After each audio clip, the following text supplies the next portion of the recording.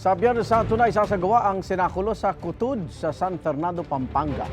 Pero ngayon pa lang, handa ng lokal na pamahalaan at mga gaganap sa iba't ibang karakter. Mula San Fernando, Pampanga, nagbabalik po si Anjo Garcera. Anjo.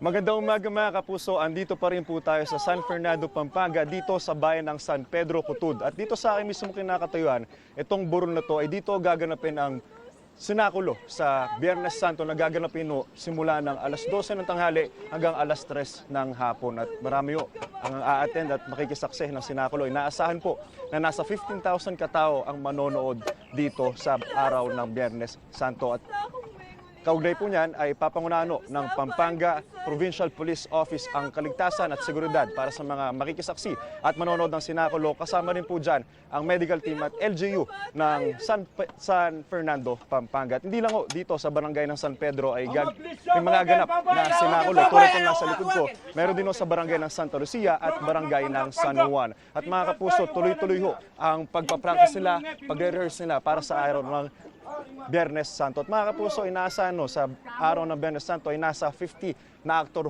na may kanya-kanyang panata ang dadalo at aarte at magre-reenact ng sinakulo. At yan muna ang latest mula dito sa San Fernando, Pampanga. Ingat po tayo. Back to studio po. Igan, mauna ka sa mga balita. Mag-subscribe sa GMA Integrated News sa YouTube. Sa mga kapuso abroad, subaybayan nyo kami sa GMA Pinoy TV at sa www.gmanews.tv.